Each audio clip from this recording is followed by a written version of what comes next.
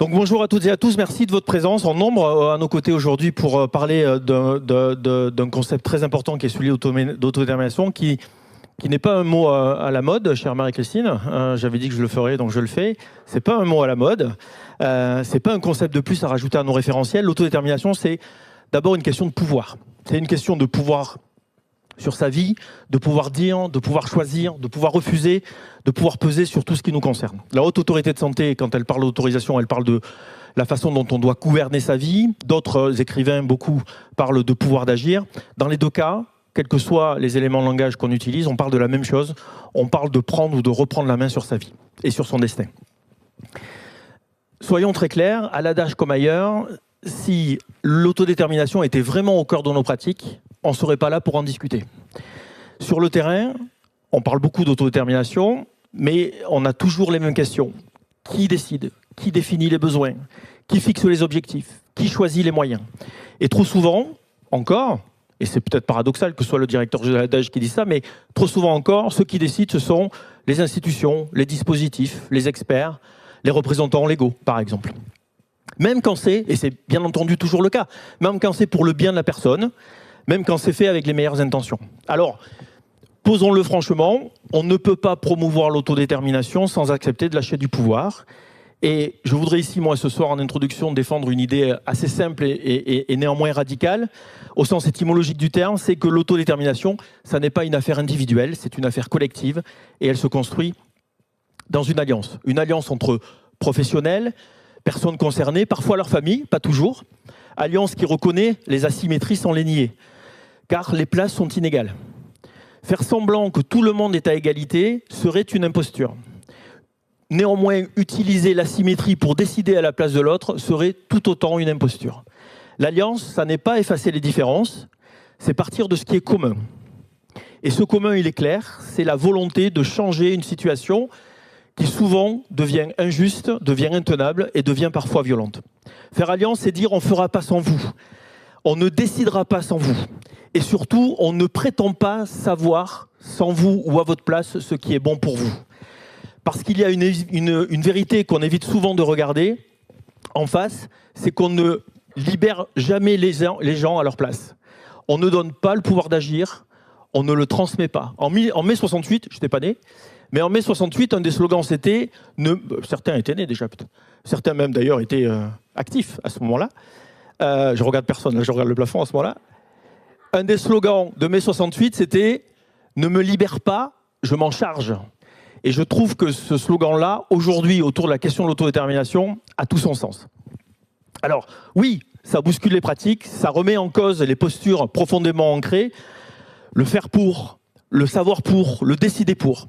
L'Alliance nous oblige à changer de place, à passer du guidage au compagnonnage, du pilotage à la coopération, du contrôle à la confiance. C'est plus « je t'accompagne pour que tu deviennes autonome », c'est « on agit ensemble et on se transforme ensemble ». Et cette transformation, elle ne concerne pas que les personnes accompagnées. Elle concerne aussi les professionnels et les familles. Parce que le pouvoir d'agir n'est pas à sens unique. Quand les usagers gagnent en pouvoir d'agir, les professionnels, les familles gagnent aussi en pouvoir d'agir. Et c'est d'ailleurs pour mémoire un des enseignements, en tout cas moi que j'ai retenu, du récent rapport Pifto. L'autre point qui me paraît important à développer ici, c'est que cette alliance, toujours cette alliance, n'est pas seulement relationnelle, elle est également extrêmement politique au sens noble du terme. Et je pense que Céline pourra nous en dire quelques mots là-dessus. On n'en a pas parlé, mais je le sais. Puisque cette alliance-là, cette alliance qui fait autodétermination et qui permet l'autodétermination, elle remet en cause les politiques sociales descendantes, qui transforment les personnes en bénéficiaires, passifs, et les travailleurs sociaux en exécutants.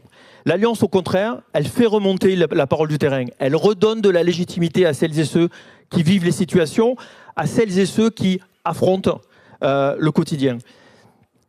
Et c'est un principe qui m'est cher et que je rappelle souvent aux gens qui travaillent avec moi. Ce sont ceux qui vivent les questions qui connaissent les réponses. Ce sont ceux qui vivent les questions qui connaissent les réponses, et seulement eux. Et elle remet du coup, là encore au sens étymologique du terme, la clinique au cœur du débat. Donc, promouvoir l'autodétermination comme on essaie de le faire à l'adage, c'est pas améliorer un dispositif, c'est participer à un projet de société, un projet plus égalitaire, plus démocratique, plus solidaire. Alors, si la rencontre de ce soir est un enjeu, c'est pas pour mieux définir ce que c'est que l'autodétermination. c'est pour se demander ensemble jusqu'où on est prêt à aller pour en faire une réalité sur le terrain. C'est sur ce sujet essentiel, toute l'ambition de l'adage, et la rencontre d'aujourd'hui en constitue une étape importante qui aura deux objectifs. D'une part, une vision globale, nationale, mais pas désincarnée, à travers les interventions de Céline Poulet, secrétaire générale du comité interministériel pour l'handicap, qui est venue avec un de ses collaborateurs, Maxime, qu'on remercie, qu'on connaît aussi bien à l'adage, puisqu'ils ont déjà fait l'amitié de venir parler du même sujet il y a quelques mois avec nous et qui viennent contrôler finalement, hein, de ce que j'ai compris, si depuis on a avancé, on a bien fait, en tout cas si on a tenu nos engagements. Je compte sur toi Céline pour nous dire qu'on a fait du bon boulot.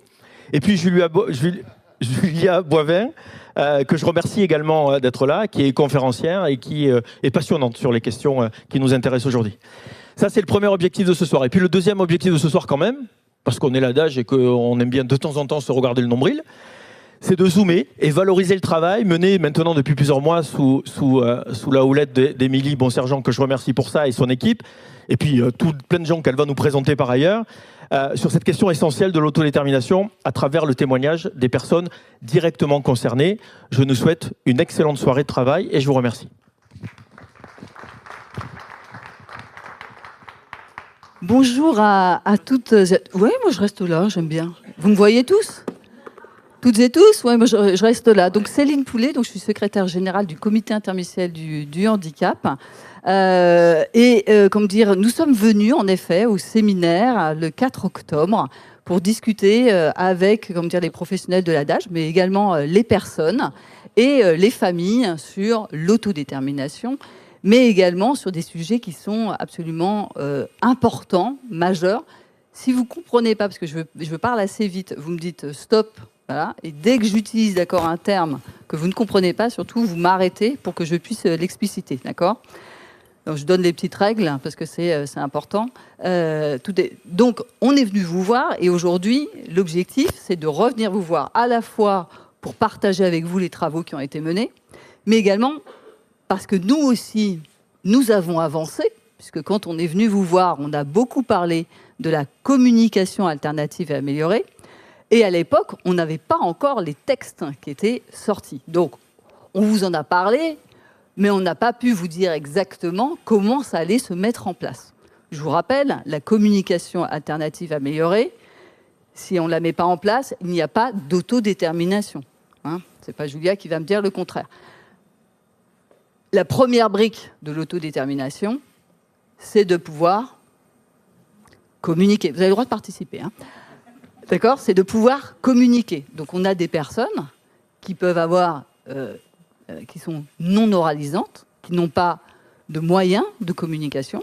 Eh bien, ce n'est pas parce qu'elles n'ont pas de moyens de communication qu'on ne peut pas leur en donner. Donc, premier principe, tout le monde peut communiquer. Vous vous rappelez, c'est ce qu'on s'était dit.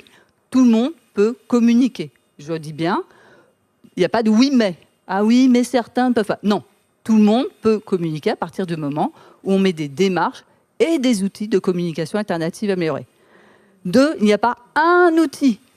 Ça n'existe pas. L'outil magique n'existe pas. Donc, on est sur une multimodalité. Qu'est-ce que ça veut dire ? On va utiliser, regardez-moi quand je parle, j'utilise ma voix, d'accord ? Et qu'est-ce que j'utilise ? Mes mains. Et puis, je vais utiliser mon corps. La gestuelle, très bien. Et donc, on est sur une multimodalité. C'est-à-dire qu'il n'y a pas d'outil magique, d'accord ? 2, la communication alternative améliorée, c'est tout le temps. Hein, comme moi, je parle souvent, tout le temps aussi, hein, d'accord ? C'est ma voix, ok ? Donc, c'est tout le temps, c'est partout.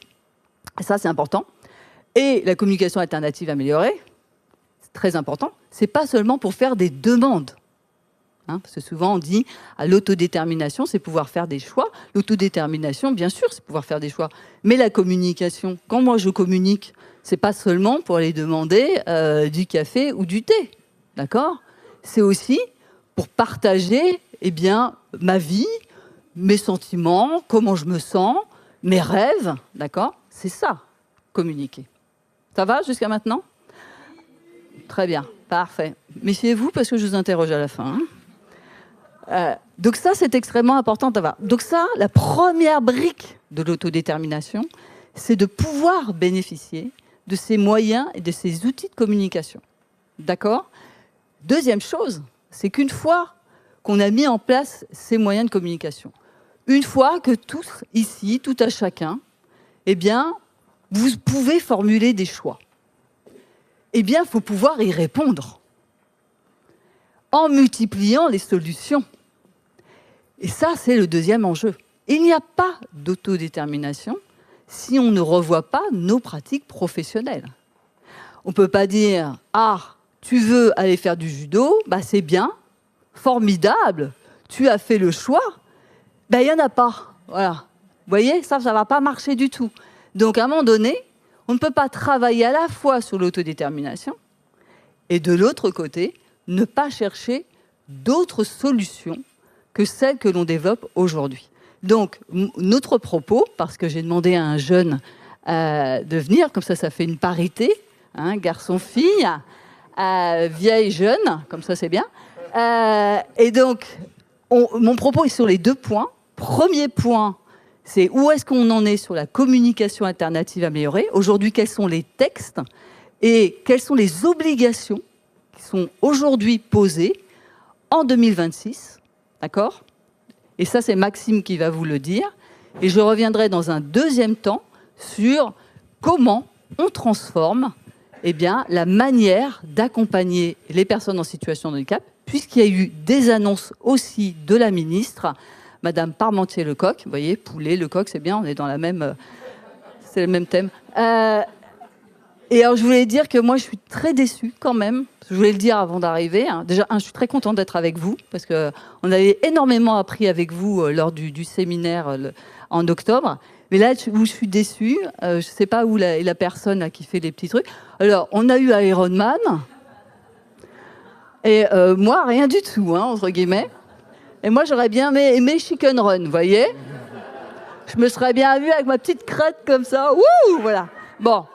Bah, je ne l'ai pas eu. Bon, voilà. Bon, alors, on va laisser l'autre Spider-Man. Oui, tu as plus le look Spider-Man. Et je te laisse faire l'actualisation de où est-ce que l'on en est aujourd'hui, Maxime, sur la communication alternative améliorée. Oui, c'était quand la dernière fois qu'on est venu ?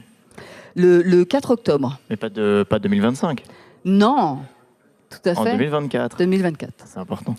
Merci Céline. Oui, donc on est venu le 4 octobre 2024. C'est important de le préciser parce qu'en fait, il s'est passé plein de choses en 2025 et on va essayer de présenter ce qui s'est passé en 2025. Quand on s'était vu, on avait travaillé en petit groupe de travail. C'était hyper intéressant. On avait échangé beaucoup sur tout un tas de situations très concrètes. C'était intéressant et vraiment à plusieurs reprises était revenue la question de la communication alternative améliorée. Moi, je me souviens de beaucoup de professionnels qui, justement, en avaient entendu parler, essayaient d'en mettre en place, ou au contraire, n'en avaient pas entendu parler, mais avaient constaté ou constataient que la difficulté de s'exprimer, de communiquer ou de pouvoir échanger avec les personnes était, en tout cas, une difficulté du quotidien. Je me rappelle très bien d'un directeur de maison d'accueil spécialisée qui exprimait un peu ses difficultés vis-à-vis de ça, et on ne pouvait nous qu'annoncer à l'époque qu'il y allait avoir des choses qui allaient arriver en 2025 sur la communication alternative améliorée, et ça a eu lieu.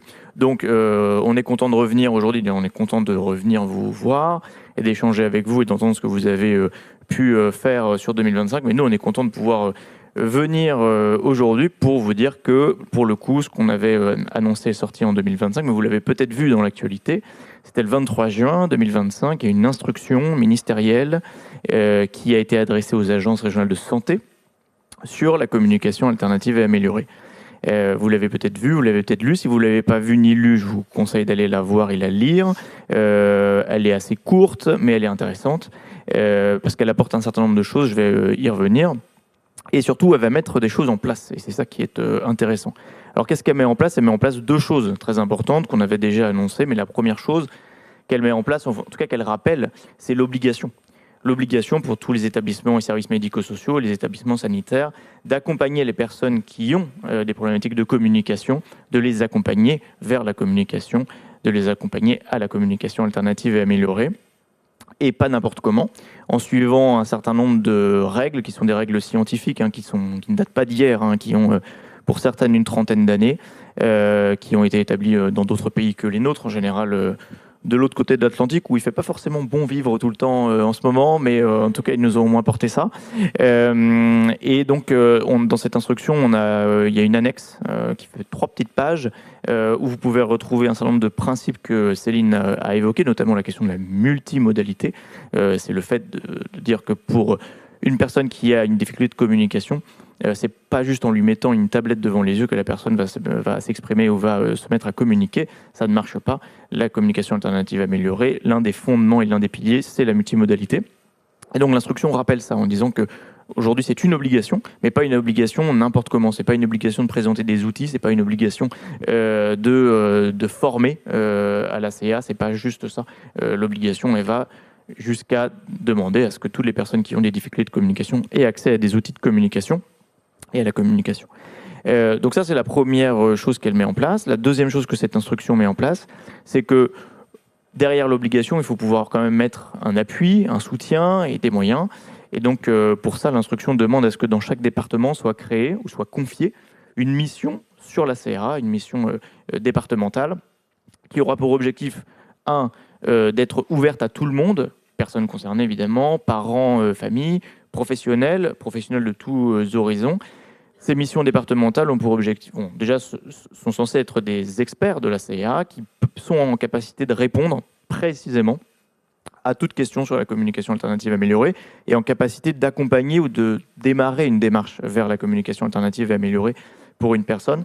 Donc ces missions départementales sont en cours de déploiement. L'instruction a été publiée au mois de juin et les premiers appels à candidature des agences régionales de santé ont été lancés en fin d'année ou en début de cette année 2026. Voilà, n'hésitez pas à aller interroger les agences régionales de santé, elles vous le diront, sur la programmation qu'elles font sur le déploiement des missions. On demande à ces missions d'être des interlocuteurs en fait experts pour tout le monde sur un territoire. Aujourd'hui, l'une des difficultés que nous ferons monter beaucoup les familles, mais aussi les professionnels, c'est que quand on s'intéresse à la CA, en fait, c'est très difficile de trouver des interlocuteurs, ou alors on a des interlocuteurs nationaux, mais pas de proximité, qui sont en capacité de venir nous accompagner, nous dire, nous former et nous soutenir parfois dans des démarches qui peuvent être parfois longues. Ça, c'est la première mission des missions départementales. Une autre qui va être importante, c'est tout l'accompagnement sur la question de l'outillage. Dès qu'on parle de communication alternative améliorée, évidemment, derrière, on a tout de suite la question des outils, c'est-à-dire des tablettes, mais tous les autres supports qui ne sont pas forcément de haute technologie. Il y a aussi des supports de communication qui sont non technologiques. Et tout ça forme justement la multimodalité. Et donc les missions auront pour le rôle aussi d'appuyer la recherche et la mise en place d'outils de communication à l'échelle des établissements, mais pas que. C'est aussi ça qui est important. Les missions ne s'adressent pas qu'aux établissements et services médico-sociaux. Ça peut très bien aussi s'adresser à une personne ou une famille ou une personne qui vit seule à domicile. C'est tout à fait possible. Donc, ces missions-là sont en cours de déploiement. Il va y avoir, donc les premières là sont toutes naissantes dans d'autres régions que la vôtre, mais elles sont en cours en train de se déployer.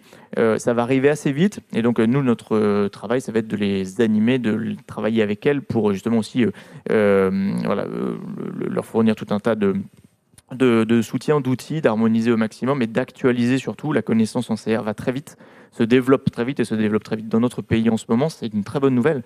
On a eu pendant longtemps un grand retard et ça va mieux. Ça va mieux. Vous entendez probablement parler de CA plus qu'avant. Vous ouvrez les réseaux sociaux aujourd'hui. Il suffit que vous suiviez 2 ou 3 pages sur le handicap et vous entendez parler de CA. C'est une très bonne nouvelle. Un des risques là-dessus aujourd'hui, c'est qu'on dise n'importe quoi sur la CA. Comme sur l'autodétermination, pendant longtemps, on a dit n'importe quoi, etc. C'est important d'avoir une parole rigoureuse sur la communication alternative améliorée. Derrière, il y a des connaissances scientifiques et c'est important qu'on puisse les connaître. CA, c'est communication alternative améliorée. Voilà. On dit CA en général, mais effectivement, vous avez raison, il faut dire communication alternative améliorée. On dit alternative parce qu'en général, ce sont des personnes qui ne peuvent pas parler complètement avec la voix ou pas du tout. Donc c'est alternatif parce qu'on utilise d'autres manières de parler. Et améliorée parce que ça permet d'enrichir la communication de la personne. Parfois, la personne va pouvoir s'exprimer avec quelques signes, quelques sons, mais pas forcément pouvoir développer un langage qu'on appelle robuste. Et donc, pour avoir accès à la robustesse de la communication, on dit qu'il faut des outils qui puissent améliorer ou augmenter la communication. Voilà. Est-ce qu'on travaille que sur l'instruction? Non, il n'y a pas que l'instruction dans la vie. On travaille sur d'autres choses. Si demain, vous avez des personnes qui n'ont pas eu accès à la communication pendant longtemps et qui trouvent qu'un outil de communication va pouvoir leur être très utile, ou avec cet outil ou ces outils, la personne va pouvoir avoir accès à une communication satisfaisante, il faut que la personne puisse accéder personnellement à cet outil-là, puisse le posséder, l'avoir à elle-même. C'est important de dire que la communication alternative améliorée, ce ne sont pas des outils qui sont collectifs. Céline prend souvent cet exemple, mais je peux moi-même le prendre, c'est-à-dire je ne peux pas vous prêter mes lunettes, je ne les dépose pas à la sortie de mon travail ou à la sortie de ma chambre quand je sors de chez moi, elles sont tout le temps avec moi, parce que si j'en ai pas, simplement je ne vois pas. Pour les outils de communication, c'est exactement la même chose. Un outil de communication, si la personne ne l'a pas, elle ne peut pas communiquer. C'est comme votre voix. Votre voix, vous ne pouvez pas l'enlever. Eh bien, aujourd'hui, pour les personnes, il faut être très rigoureux là-dessus. Les outils de communication, ils sont personnels, ils appartiennent à la personne, et c'est ce qui permet à la personne de communiquer tout le temps et avec tout le monde. Et dire ça tout le temps et avec tout le monde, vous entendrez beaucoup les associations et les personnes concernées le dire, c'est un des fondamentaux. C'est nécessaire de bien le rappeler, parce que parfois on voit souvent en tout cas la communication alternative améliorée un peu transformée en disant on a mis des pictos sur un mur et on considère que ça suffit. Non, ça peut être utile effectivement, mais c'est pas que ça. Et donc pour pouvoir accéder à ces outils, il faut pouvoir les acheter, il faut pouvoir les payer. Certains sont pas très chers, et tant mieux. Ils sont de moins en moins chers pour certains, tant mieux aussi, mais certains coûtent cher. Et pour pouvoir y avoir accès, pour pouvoir les acheter, il faut pouvoir avoir une aide. Et aujourd'hui, la prestation de compensation du handicap, la PCH, que la MDPH délivre, est insuffisante. Il faut qu'on puisse travailler là-dessus pour pouvoir mieux rembourser, et surtout rembourser des outils qui sont vraiment utiles. Parfois, dans les nomenclatures, on a des outils qui datent d'il y a quelques années. Comme je vous le disais, la technologie a évolué et on doit remettre tout ça à jour. Ça fait partie des travaux qui seront menés en 2026 avec les MDPH et la Caisse nationale de solidarité pour l'autonomie. Et puis pour terminer, on ne va pas tout détailler, toute la stratégie sur la CA, mais il y a pas mal de choses qui vont être abordées. On a 4 priorités très importantes sur la CA. Effectivement, il faut développer la CA dans les établissements et services médico-sociaux, dans l'accompagnement médico-social, etc. Bien sûr. Mais les personnes qui utilisent de la CA, si ce sont des enfants, par exemple, il est très probable qu'ils aillent à l'école, et tant mieux. Il y a très peu de développement d'apprentissage scolaire ou d'accès à l'école s'il n'y a pas de capacité à communiquer. Ça paraît évident. D'ailleurs, il n'y a même pas d'apprentissage. Si vous n'avez pas d'accès à communiquer sans langage, c'est très difficile d'apprendre ou de comprendre. Donc, ces enfants-là vont aller à l'école. Il faut que l'école puisse accepter, connaître et bien travailler avec les outils de communication qu'utilise la personne. Donc, une de nos priorités, ça va être de travailler sur la CA à l'école. Donc ça va être travailler avec l'éducation nationale. Un autre champ prioritaire, ça va être la question de la santé et l'accès aux soins avec la communication alternative améliorée. On y travaille et là, on va présenter la communication alternative améliorée à tous les référents santé des établissements de santé, les référents handicap, des établissements de santé la semaine prochaine. Et donc, il y a une montée en compétences sur le volet sanitaire, sur la CA. C'est une très bonne nouvelle. C'est en cours et c'est tant mieux. Le troisième volet de nos priorités, c'est la lutte contre les violences. Une personne qui est non oralisante ou qui n'utilise pas d'outils de communication est une cible en général privilégiée de violences et notamment de violences sexuelles. Il faut pouvoir le prévenir et la CA est un des outils les plus efficaces de lutte et de prévention contre les violences. Ça fait aussi partie des priorités que l'on suit et on a un travail très important qui est engagé avec les services de police et de gendarmerie et de justice sur le sujet. Ils sont aussi très preneurs de leur côté de mieux connaître les outils de communication pour pouvoir échanger avec de potentielles victimes de violences. Et puis la quatrième priorité, c'est la question des services à domicile. J'ai commencé à l'évoquer. Pour les personnes qui sont accompagnées par les établissements et services médico-sociaux, il est très probable que la CA arrive assez vite. Mais pour ceux qui vivent à domicile ou qui sont accompagnés par des services à domicile, il ne faut pas les oublier non plus. Et il est probable que ces personnes-là aient aussi besoin d'aide à la communication. Pas forcément tout de suite, mais ça peut être aussi des situations qui dans le temps, à cause de maladies neurodégénératives par exemple, vont perdre la capacité à communiquer. Il faut pouvoir la compenser assez rapidement. Donc ça fait partie des travaux que l'on mènera aussi en 2026. Et tout ça, ça nous fait un programme déjà pas mal chargé. Il y avait une question.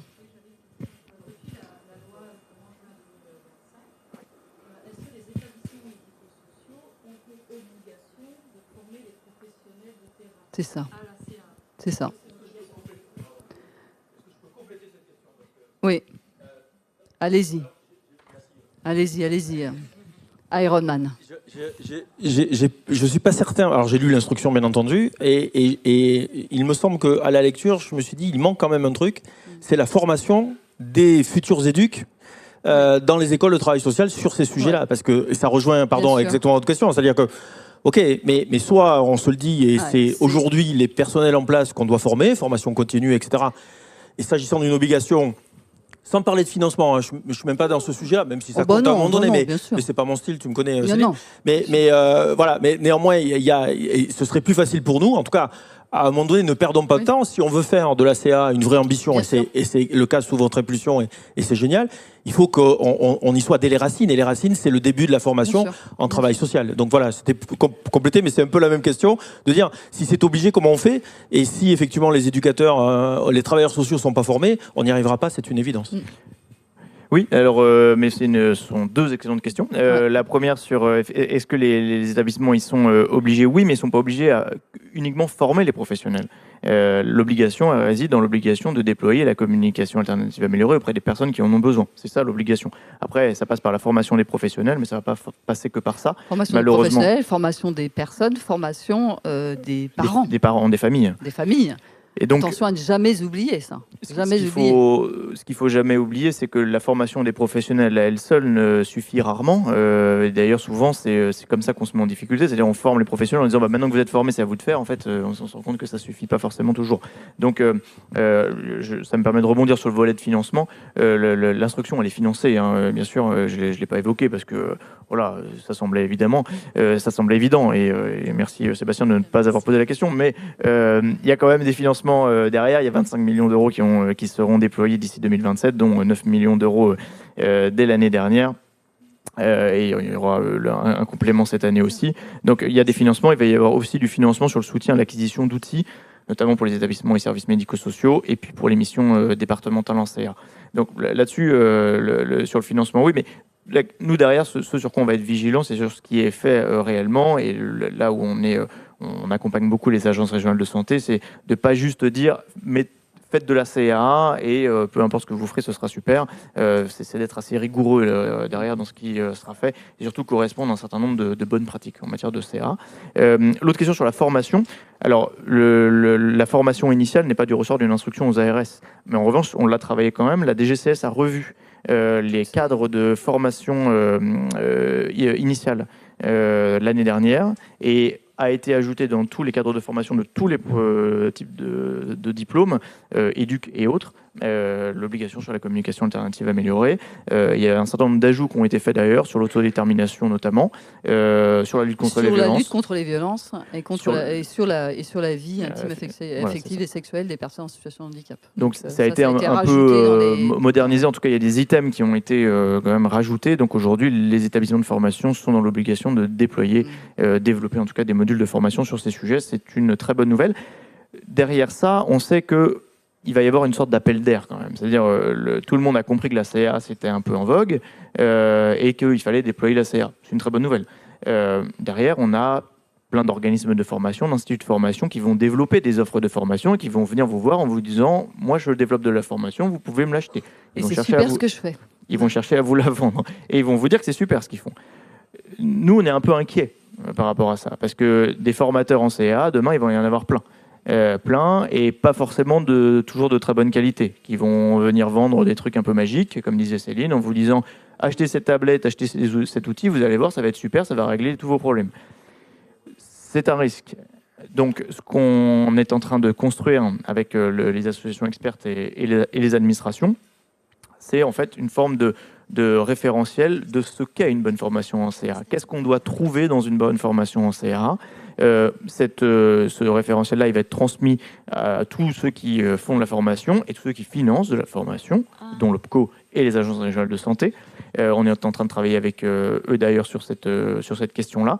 Et surtout, là où c'est le plus important, c'est que c'est comme des grilles, si vous voulez, des grilles de critères à cocher, que ce soit les professionnels, les directeurs d'établissement, les associations, peut-être demain les enseignants aussi qui vont se former à la CA, et évidemment les parents et les personnes concernées, et les familles, quand ils achètent de la formation, qu'ils soient en capacité de regarder les critères que l'on a mis et de se dire est-ce que cette formation coche les critères de qualité ou pas. Est-ce que le formateur nous forme à la multimodalité, par exemple? Est-ce qu'il ne nous vend pas simplement un seul outil ou une seule solution ou une seule manière de faire de la CA? Ça, par exemple, c'est important de l'avoir. Est-ce que dans sa formation, la formation a été développée ou alors elle est même proposée avec des parents experts ou avec des personnes utilisateurs de CA? Ça fait partie des critères voilà, sans lesquels votre formation a peu de chances d'être de bonne qualité. Donc ça, on est en train de le développer. Ouais. Et juste pour compléter aussi, je pense que c'est important, il va y avoir la sortie du guide de l'Agence nationale d'appui à la performance, l'ANAP. Alors un guide, c'est important pour aider les professionnels aussi, et puis les personnes, les familles, mais c'est surtout à destination des professionnels, sur comment on met en place une démarche de communication alternative améliorée, quelles sont les étapes clés, comment je procède, comment on fait travailler à la fois les professionnels, mais aussi les parents ensemble, etc. Donc voilà. Donc ça, c'est c'est la sortie la semaine prochaine. Donc ça va aider aussi, ça va outiller, les professionnels. Et donc voilà. Donc voilà, on essaye d'apporter un maximum en fait d'outils, aussi bien sur le choix des formations, mais également sur la mise en place d'une démarche. Pour évidemment faciliter le travail. On parle de communication alternative améliorée. Avant, ça s'appelait communication alternative augmentée. C'est un peu la même chose. Oui, exactement. Voilà. Et moi, la question, c'est que il y a quand même déjà pas mal de choses qui peuvent exister. Et notamment qui sont mises en place par les orthophonistes qui accompagnent les jeunes. Voilà. C'est quand même important de le rappeler parce que nous, on n'est pas orthophonistes. On peut trouver certaines méthodes qui vont marcher ou quoi, mais quand même, une personne qui vient centraliser et qui va venir apporter une méthode qui va être commune à tout le monde, parce que si tout le monde fait son petit truc de chaque côté, en fait, ça va pas fonctionner, ça va plutôt perdre les personnes qu'autre chose. Tout à fait. Et quand même, des orthophonistes, on n'en trouve pas beaucoup. C'est assez difficile, mais ça part de là quand même. Après, il n'y a pas que les orthophonistes aujourd'hui, parce que c'est vraiment.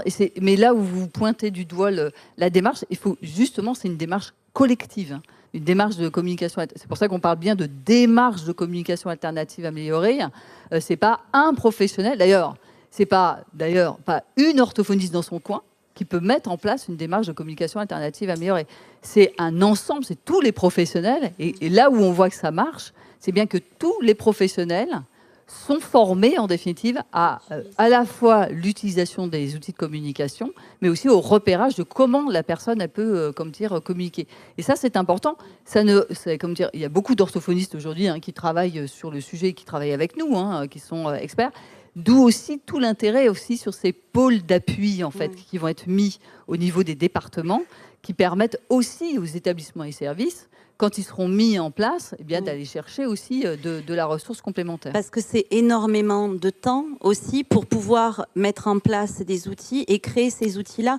Je vois, il y a des classeurs qui marchent très bien pour certaines personnes, des classeurs POD par exemple. Mais ça, à créer, c'est énormément de temps, quoi. Et ça, il faut aussi le prendre en compte. Ça veut dire qu'il faut pouvoir donner du temps aux personnes pour pouvoir créer ces outils-là. C'est pour ça qu'une démarche de communication alternative améliorée, c'est la première brique, on l'a dit, de l'autodétermination. Donc, ça doit être porté au plus haut niveau de l'association. Au plus haut niveau de l'association.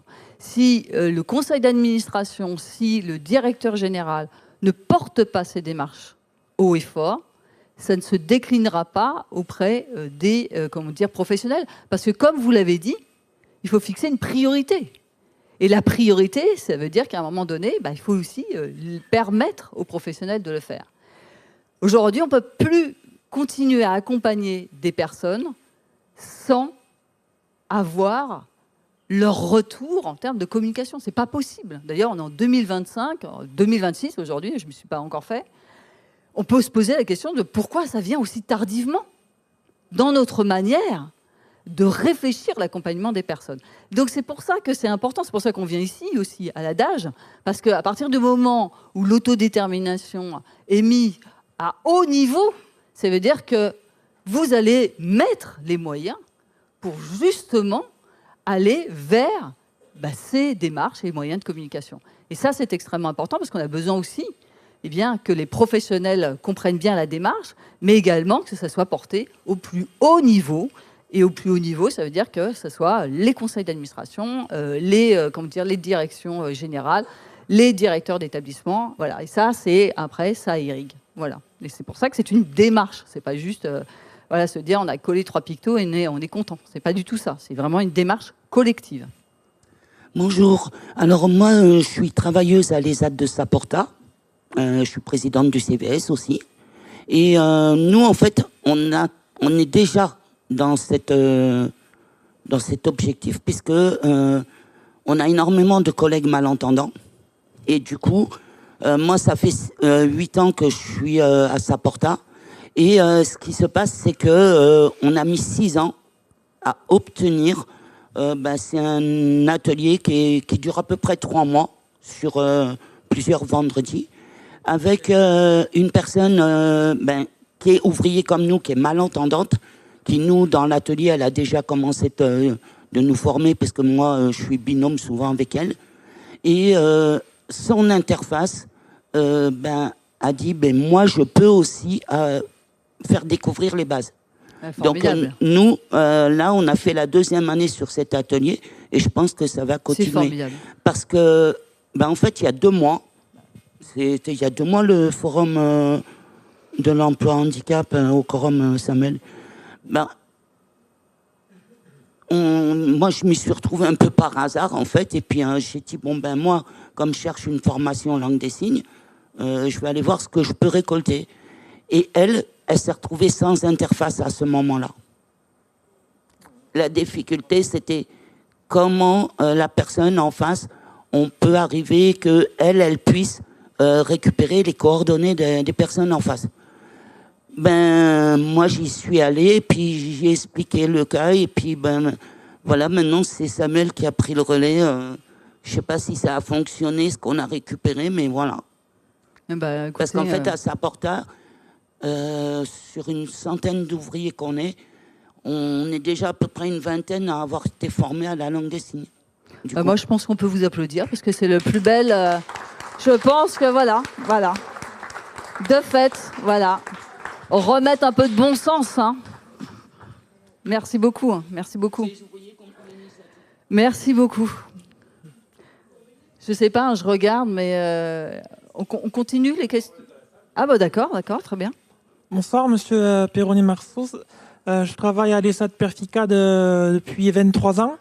Je suis également aussi président du CVS. Et quand vous avez présenté la communication alternative améliorée, vous avez parlé de science.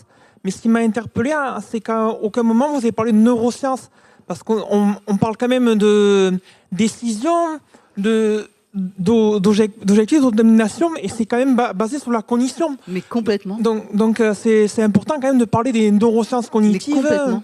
Et voilà, de dire en fait que voilà, justement, c'est basé aussi sur des neurosciences, et que peut-être aussi ça a été étudié par des phoniatres ou des spécialistes justement de la cognition.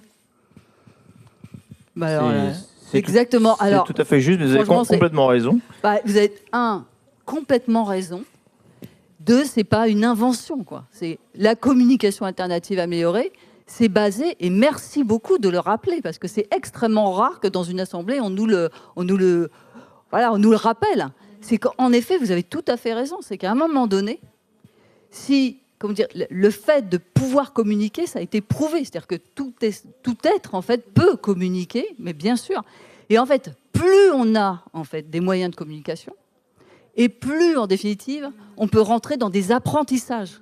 Et donc, en fait, priver les personnes de moyens de communication, c'est les priver, en fait, de compétences sur l'avenir. C'est pour ça que c'est extrêmement important. Et merci beaucoup parce que je pense qu'il faut vraiment prendre en compte ça. C'est que des enfants qui n'ont pas de moyens de communication ne rentrent pas dans des apprentissages scolaires. Mais c'est des parcours qui vont être complètement déviés. Alors que si on avait mis les moyens de communication, ils pourraient rentrer dans les apprentissages scolaires. Et ce sont des parcours, en définitive, aujourd'hui, eh bien, on redonnerait toutes les chances. Et c'est pour ça que ça doit être une priorité nationale, parce que ce n'est pas juste donner des moyens de communication, c'est aussi donner des moyens de compétences. Exactement, et développer l'humain. Moi, je vais vous prendre tous les deux, là. Je vais vous embarquer dans tous les... Voilà, je vais vous embarquer dans tout, voilà. C'était préparé, là. Les Ironman, ils sont ici, là, je veux dire. Moi, je travaille... Voilà, je suis ouvrier polyvalent en restauration et j'ai un collègue qui est iranien qui parle farsi. Et ce serait important de mettre justement ça dans les entreprises parce que, voilà, pour nous donner par exemple une ordre de mission, fais telle chose, et que nous, par exemple, on ne sait pas parler farsi, c'est compliqué, voilà. Exactement. Même moi, je vois mon frère, il travaille avec des Ivoiriens. Les moyens de communication, ça sert à tout le monde. Exactement. Avec des Ivoiriens, par exemple, il parlait pas anglais, il disait... va chercher un seau, il savait pas que le mot seau ça se disait bucket, donc c'était compliqué pour lui de justement donner des ordres, quoi. Merci beaucoup, merci à vous. Super, formidable. Bonjour, je m'appelle Mamie Santa Cruz, je suis actuellement en formation EJE à l'IRTS de Montpellier. Et je voudrais savoir si la CAA était intégrée uniquement pour les ES au programme de formation ou ça sera aussi pour les EJE et AS. Tous, ouais. Éducateurs spécialisés, jeunes enfants, tous les programmes de formation faits aujourd'hui obligatoires et qui sont dans le pack, je crois qu'il y a 6 diplômes qui ont été révisés. Okay. Et dans les 6 diplômes, la CA a été rajoutée. Même pour ceux pour lesquels on peut se dire c'est pas forcément une priorité. En tout cas, ils y seront moins confrontés. La communication alternative améliorée et les autres items que Céline a cités ont été rajoutés de la même façon. Okay. C'est un bloc commun, en fait. Alors, on arrête sur la communication alternative améliorée. On reviendra aux questions. Juste pour terminer notre propos, parce qu'on après, on a Julia qui va intervenir et je pense que ça va être extrêmement aussi vraiment très éclairant, hein, comme toutes ces interventions. La deuxième chose qu'on voulait vous apporter comme information, à partir du moment où on se dit que les personnes ont des moyens de communication, que les personnes ont les moyens du pouvoir d'agir, hein, dans le cadre de l'Alliance, qui a été souligné, c'est comment on répond, en définitive aussi, aux attentes, aux aspirations des personnes. Comment on sort, en définitive, aujourd'hui, d'une structuration de notre offre médico-sociale, c'est-à-dire de solutions, en fait, que l'on offre aux personnes, qui est quelquefois un peu enfermante, voire, quelquefois, je parle des établissements all-inclusive, c'est-à-dire qu'on fait tout dans l'établissement, rien en dehors, ou peu.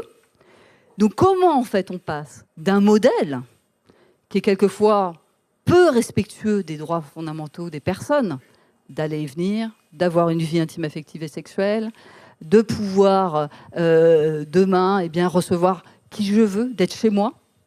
Comment on passe de ce modèle-là à un autre modèle qui permette en définitive d'exprimer cette autodétermination. Je me fais comprendre ou pas quand je dis ça ? Parce que quelquefois, je suis un peu vasouillarde. Donc, non, ça va ? Bon. Donc, comment on passe d'un modèle à un autre ? Donc là, la ministre a annoncé qu'il fallait qu'en définitive, on aille vers ce qu'on appelle des plateformes de services coordonnés. Alors, qu'est-ce que ça veut dire ? Ça veut dire qu'en fait, on identifie dans les établissements et services médico-sociaux toutes les prestations que l'on fait. Parce qu'il y a beaucoup de prestations. Quand on dit on accompagne une personne, derrière j'accompagne une personne, il y a des actions que vous menez. Nous, on appelle ça des prestations, mais il y a des actions que vous menez. Bon. Donc, on regarde dans les établissements comment ces actions sont menées. Ensuite, on les redistribue en domaines de vie. C'est-à-dire que Julien va à l'école, c'est comment j'accompagne Julien à l'école, au judo, etc. D'accord ? Donc, on re-regarde en fait les prestations qui sont données par les établissements. On regarde quels sont les domaines. Et ensuite, on restructure en définitive cette offre. Et l'entrée, ce n'est pas l'offre délivrée par l'établissement, mais c'est les aspirations de la personne. Ça veut dire quoi? Ça veut dire, moi, je viens, par exemple, avec Julien, je ne sais pas pourquoi j'utilise toujours ce prénom-là, mais bon, voilà. Donc, je viens avec mon fils Julien. Je m'adresse donc à l'adage demain, et je dis, voilà, moi, pour mon fils, je souhaite qu'il soit scolarisé à l'école. À l'école, d'accord. Je souhaite qu'il aille faire du judo. Je ne sais pas pourquoi, je suis omnibulée par le judo aussi. C'est ça. Et derrière, c'est ça. Ah, merci, c'est génial. Tout à fait. J'adore d'être là, moi. Hein, franchement, vous avez entendu ce qu'a dit madame? Elle dit, si c'est vous qui décidez, votre fils n'est pas autodéterminé. Donc, voilà. Alors, on peut l'applaudir. Hein, je veux dire, alors, on est en train de vivre des grands moments, nous. Hein. Vous avez tout à fait raison. Bon, alors, je reprends mon exemple. Donc, c'est Julien. Julien, tu veux faire quoi comme sport? Du judo. Voilà, du judo. Donc, Julien veut faire du judo. Je ne connais que ça. Est-ce que tu as envie... Non, écoute, on en a déjà parlé à la maison. Hein, donc, est-ce que tu veux aller à l'école ou pas? Oui, pour être avec les autres. Avec les autres. Tu dis oui à chaque fois. Hein. Bon, bref, voilà. Vous avez compris. Bon. Auparavant, Julien aurait été notifié par la Maison départementale des personnes en situation de handicap dans un institut médico-éducatif où toutes mes aspirations, toutes les demandes de Julien et de sa mère ne sont pas forcément prises en compte, puisque on va réfléchir à partir de l'offre que l'on a au sein de l'institut médico-éducatif. Donc, ce que l'on demande, c'est de changer, et c'est plutôt de partir du projet de la personne et de lui proposer les prestations dont elle a besoin. Donc, si Julien... Parce que moi, je fais beaucoup de piscine avec Julien. Hein, Julien? Oui. Tous les samedis. Tous les samedis, on est à la piscine. Bon. J'ai pas besoin que Julien, il aille à la piscine avec le... Comment dire? J'ai pas besoin de cette prestation-là. D'accord? Donc, non, mais voilà. Et ça, c'est important. Parce qu'aujourd'hui, dans l'offre actuelle, si tout le monde va à la piscine, Julien, il va à la piscine aussi. Hein, d'accord? OK? Sans forcément se dire quel est l'objectif d'aller à la piscine. OK? Donc, c'est ça. C'est délivrer véritablement les prestations qui correspondent aux besoins et aux attentes des personnes et exprimées par les personnes. Merci encore. 2, c'est de permettre aussi, en définitive, d'aller chercher sur le territoire l'offre qui existe. Parce qu'aujourd'hui, on réfléchit beaucoup avec l'offre que l'on a à l'intérieur. Ce qui est normal, hein, parce qu'on a toujours fonctionné comme ça. C'est comment, en définitive, on va chercher l'offre qui est à l'extérieur pour pouvoir les monter en compétences, parce qu'on est sur une responsabilité populationnelle. Et ça, c'est extrêmement important. Ça veut dire quoi? Ça veut dire qu'il y a des nouveaux métiers, en fait, des nouvelles fonctions. C'est-à-dire se dire que demain, mon métier, ça sera bien sûr d'accompagner, d'être aux côtés des personnes, mais c'est aussi que mon expertise que j'ai acquis depuis des années, puisse bénéficier à des dispositifs dits de droit commun pour pouvoir monter en compétences et à un moment donné, prendre le relais avec un accompagnement ou pas du médico-social. Et ça, c'est extrêmement important. Et ça change complètement en fait, la manière de réfléchir aussi, la manière dont on organise en fait, sur les territoires l'offre qui va être une autre. Alors vous allez me dire, vous n'inventez rien, on le fait déjà, et on a pu ressources du milieu ordinaire. Mais là, il y a donc un guide qui est sorti, qui est le guide toujours de l'Agence nationale de l'appui à la performance, qui donne à voir comment les établissements médico-sociaux vont s'organiser dans le cadre. Alors moi, je parle beaucoup de rotation culturelle, parce que vous voyez que on change un peu l'angle de vue, en définitive, pour être à hauteur du projet des personnes et de l'autodétermination des personnes. Parce que si vous travaillez sur l'autodétermination et que vous ne changez pas, en définitive, la manière d'accompagner et de proposer, eh bien, de proposer des solutions, ça ne fonctionnera pas. Et ça, c'est intéressant. Mais ça ne peut pas se faire, et c'est ça qui est très important, et ça, je terminerai là-dessus, ça ne peut pas se faire, ça ne peut pas reposer intégralement que sur les épaules des professionnels du médico-social. D'accord ? Parce que ce n'est pas possible. Il faut aussi, aujourd'hui, que la pression soit mise sur tous les autres dispositifs, la bibliothèque, la piscine qui ne voudra peut-être pas accueillir, le club sportif qui dira « mais non, c'est rien », etc. C'est-à-dire que... L'école, merci. L'entreprise, on en parlait. Et donc, c'est pour ça que quand on parle, dans notre jargon, de transformation de l'offre, il faut arrêter de dire transformation de l'offre médico-sociale. C'est bien la transformation de l'offre sur un territoire. Quand on dit transformation de l'offre sur un territoire, ça veut dire qu'on est en responsabilité sur un territoire populationnel et que tout le monde doit s'y mettre, aussi bien les dispositifs dits de droit commun que les dispositifs dits spécialisés, pour que demain, il n'y ait plus, vous voyez, ce mur entre les deux, et qu'il y ait une irrigation, en fait, des différentes expertises. Je suis claire ou pas ? Et donc, c'est ce mouvement-là qui est en train d'être mené. Donc, les agences régionales de santé vont aider à cette transformation. Petit à petit, ça ne va pas se faire du jour au lendemain, mais l'autodétermination qui est en train d'être menée, et les travaux que vous avez menés à l'ADAGE, va vous mener de toutes les manières sur cette transformation aussi de la manière d'accompagner les personnes et de cheminer avec les personnes pour être au mieux, comme dire, au plus près en fait des aspirations des personnes. Ça va ? Voilà. Et ben voilà, j'avais dit. Alors je sais que ça va soulever plein de questions, mais bon.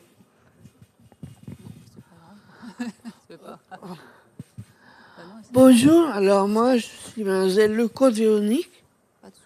J'ai quelque chose à vous faire part. C'est que, bon, l'autodétermination, je sais vraiment ce que c'est. Et beaucoup de personnes handicapées sont autodéterminées. Par exemple, je parle de mon ami Laurence Lalo. Je parle de... je ne les vois plus. Là-bas, je parle de Stéphane Ambarga. Je parle de Nathalie Bras. Je parle de Claire Androcetti, qui, elle, est une professionnelle. Mais bon, ce que je voulais vous dire, c'est que tous ces gens-là, ils sont handicapés, mais ils ont le vouloir faire. Le truc, c'est que l'autodétermination, pour moi, c'est vouloir faire. Je suis donc Véronique Lecomte et je pense que vous entendrez parler de moi encore parce que je fais du spectacle. Je fais du spectacle, alors tragico-comique. Ah ouais. Et où ? Ben pour l'instant, je l'ai fait que dans mon centre. Mais enfin, ça serait tardé. Non, parce que je parle du monde, de la planète, et pourquoi pas l'univers. Voilà. Eh ben, merci beaucoup, on peut vous applaudir.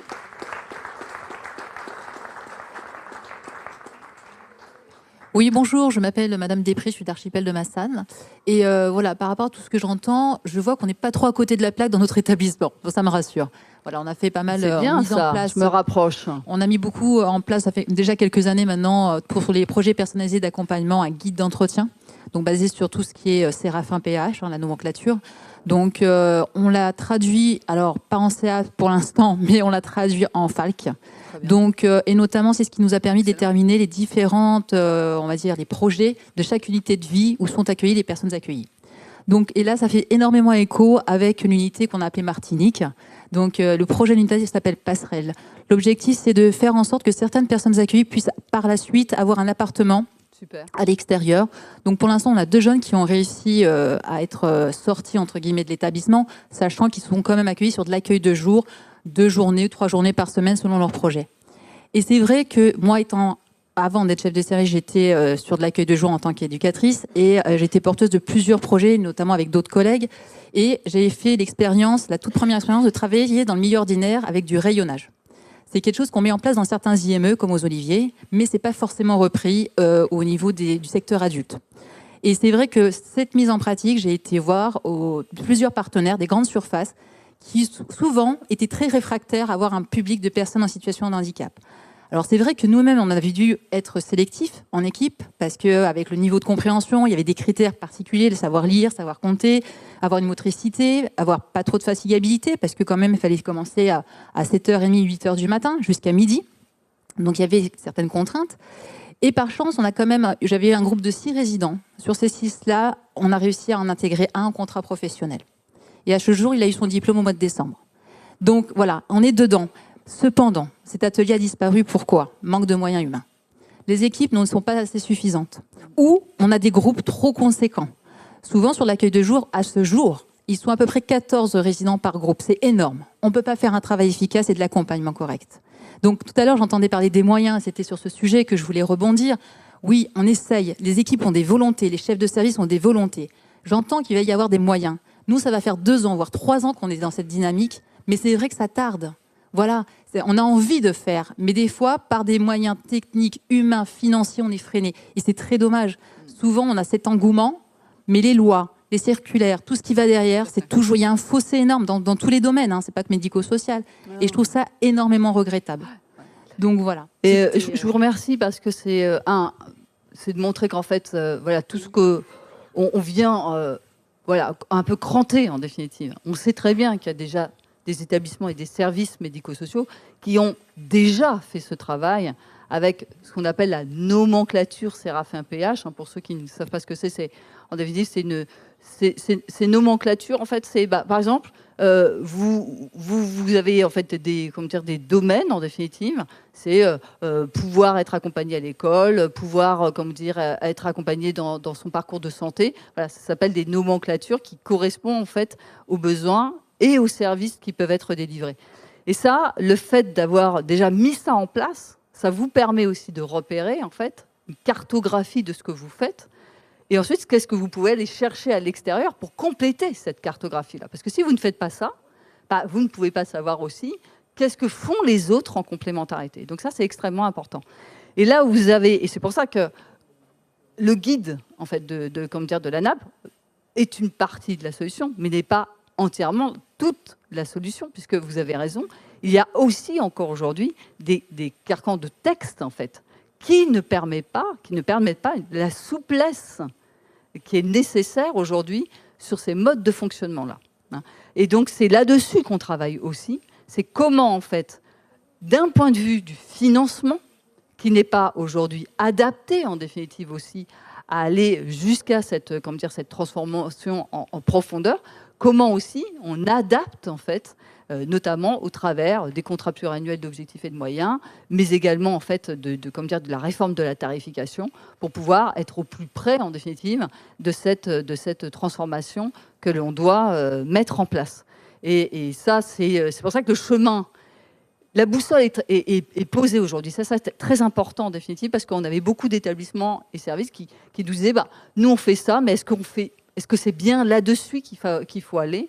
Aujourd'hui, c'est cranté, c'est mis en avant. Maintenant, c'est comment, ensemble, en termes de responsabilité, chacun des acteurs fait et facilite ce travail-là auprès à la fois des professionnels, des établissements, des associations et des dispositifs aussi, de droit commun que l'on a. Donc, voilà. Donc on n'est pas à la fin d'un chemin, hein, d'accord ? On est bien au début d'un chemin qu'on enclenche. Et ça permet aussi de rassurer les professionnels qui sont dans cette dynamique-là. C'est bien cette dynamique-là qu'il va falloir poursuivre. Peut-être préciser que les annonces de la ministre au mois de novembre ont présenté aussi tout le programme de travail sur 2026 des administrations sur tous les freins qui ne sont pas que financiers. Il y a des freins financiers, mais qui sont aussi évidemment organisationnels, juridiques, notamment sur la question des autorisations.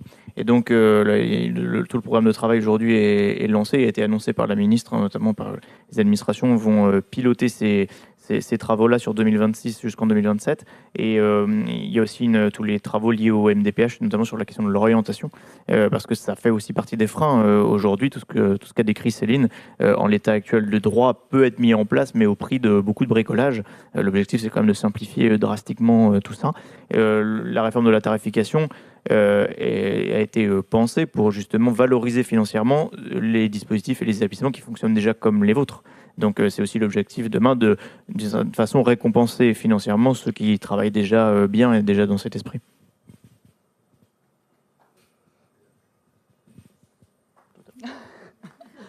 C'est bon. Je regarde Iron Man, hein, donc voilà. Je vous remercie beaucoup pour vos interventions d'ailleurs. Et au regard justement de ces éclairages vraiment passionnants, enfin vraiment je vous remercie parce que c'était vraiment très chouette. Les échanges en plus avec la salle étaient vraiment très intéressants. Bien c'est maintenant comment nous, organismes gestionnaires, établissements, services, allons pouvoir nous organiser pour ancrer finalement durablement l'autodétermination dans le fonctionnement quotidien de nos structures.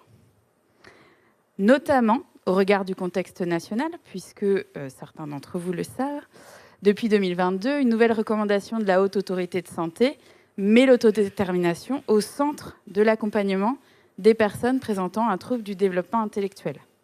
Depuis, en 2025, une note de cadrage a été également publiée par la Haute Autorité de Santé avec l'objectif d'étendre l'autodétermination à tous les secteurs d'activité, sociale, protection de l'enfance, médico-sociale, avec pour projection une nouvelle recommandation d'ici 2026-2027. Au regard de tout ça, l'ADAGE a décidé en 2024, comme vous l'avez rappelé en introduction, d'engager des travaux à partir de l'existant, puisque à l'ADAGE, on ne faisait pas rien quand même, hein.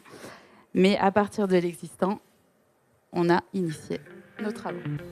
Le 4 octobre dernier, l'association ADAGE a organisé un séminaire sur la thématique de l'autodétermination, qui s'est tenu au DITEP Bourneville. Ont été conviés à cette journée administrateurs de l'association, professionnels, personnes accompagnées et représentants des familles. Les interventions dynamiques de Céline Poulet, secrétaire générale du comité interministériel du handicap, Karine Feuillerat, job coach au CHU de Montpellier, et Sébastien Pommier, directeur général de l'ADAGE, ont permis de partager des idées et valeurs sur le thème de l'autodétermination. Sur le deuxième temps de la journée, les participants ont pu échanger sur la question de l'autodétermination durant des groupes de travail animés par la Fabrique des Possibles. Une frise reprenant tous les éléments qui ont été abordés lors de cette journée est affichée au premier étage du siège social de l'ADAGE. Mais l'autodétermination, qu'est-ce que c'est ? L'autodétermination, c'est la capacité d'une personne à faire ses propres choix et à agir selon ses valeurs et ses préférences. L'autodétermination, c'est d'être acteur de sa vie. 4 composantes la définissent. L'autonomie signifie que la personne fait ses propres choix, exprime ses préférences et prend des décisions en accord avec ses valeurs et ses désirs. L'autoréalisation implique une prise de conscience de ses forces et ses faiblesses. L'autorégulation, quant à elle, consiste à s'adapter aux situations en mobilisant ses expériences passées. Pour terminer, l'empowerment psychologique renforce la confiance en soi, ce qui permet à la personne de multiplier les expériences apprenantes. Lors du séminaire, tous les participants ont pu également exprimer ce que n'était pas l'autodétermination. Ce n'est pas une soumission, ni une démission, ce n'est pas non plus un conformisme, ni le pouvoir sur les autres, ni un dogmatisme. L'autodétermination, c'est pour qui ? L'autodétermination est un droit fondamental pour tous. Habituellement associé au public en situation de handicap, l'ADAGE met un point d'honneur à étendre la pratique de l'autodétermination à l'ensemble des publics accompagnés, enfants et adolescents en situation de handicap, personnes âgées, personnes en situation de précarité, travailleurs handicapés, enfants protégés, demandeurs d'asile, etc. À la suite du séminaire d'octobre dernier, un COPIL a été créé. Il est composé d'une vingtaine de personnes présentes lors du séminaire, représentant de manière transversale l'ensemble des établissements et services de l'ADAGE. Ce COPIL a pour objectif de mettre en œuvre le plan d'action issu du séminaire qui comporte 3 étapes clés. La création d'une charte autodétermination, l'intégration de l'autodétermination dans les outils de la loi 2002 ainsi que des précisions sur leur utilisation, et la participation des personnes accompagnées au cours des différents processus d'accompagnement. Pour réaliser ce travail, le COPIL aura pour mission d'adapter, prioriser et créer des outils et actions en lien avec l'autodétermination au sein des établissements et services gérés par l'ADAGE. Donc, comme vous avez pu le voir dans la petite vidéo, la priorité pour l'ADAGE était d'une part de réfléchir à sa structuration. Comment on allait pouvoir animer, piloter cette démarche sur l'ensemble des établissements et services de l'association. Donc on a mis en place, comme on vous l'a présenté, en première étape, un comité de pilotage dont certains membres ont accepté aujourd'hui de me rejoindre pour participer à ce temps d'échange et partager avec nous leur expérience. Ce comité de pilotage a élaboré un plan d'action associatif qui a été initié en 2025 et qui a vocation à perdurer. Des référents autodétermination ont été nommés dans les établissements, j'en parlerai juste après. Et la prochaine grosse étape pour l'association, c'est comment on va pouvoir décliner cette démarche associative au niveau des établissements et services, par la mise en place notamment de comités de pilotage dédiés dans les établissements et services, et la définition de plans d'action spécifiques au fonctionnement, bien évidemment, et aux personnes accompagnées dans les établissements et services. Le COPIL, en quelques chiffres, ce sont 22 membres, dont 4 présents ici, que je remercie encore une fois. Parmi ces 22 membres, 8 personnes accompagnées, 4 représentants de famille, 9 professionnels et un administrateur de l'association. J'en profite pour remercier leur investissement et leur motivation qui est vraiment précieuse pour nous et vous le verrez, qui ont fortement contribué aux travaux que l'on a portés en 2025. Ces membres représentent tous les secteurs d'activité de l'association, c'est-à-dire social, protection de l'enfance, médico-social. On a réussi à se réunir 3 fois l'année dernière. On espère maintenir ce rythme sur les prochaines années. En tout cas, c'est notre objectif. Parmi les objectifs de 2025, il y a eu un gros travail de réaliser sur la charte autodétermination, que je propose à Christine Marceau et Olivier de nous lire. Olivier Marceau. Si j'ai besoin d'aide pour comprendre, quelqu'un est là pour m'expliquer avec des mots simples, des images ou des exemples. J'exprime ce que je pense, ce que je ressens, ce que je veux. J'ai aussi le droit de ne pas être d'accord. Je peux essayer des choses nouvelles. J'ai le droit de me tromper. J'apprends de mes erreurs. Je participe aux décisions qui me concernent. On me prévient s'il faut décider pour moi.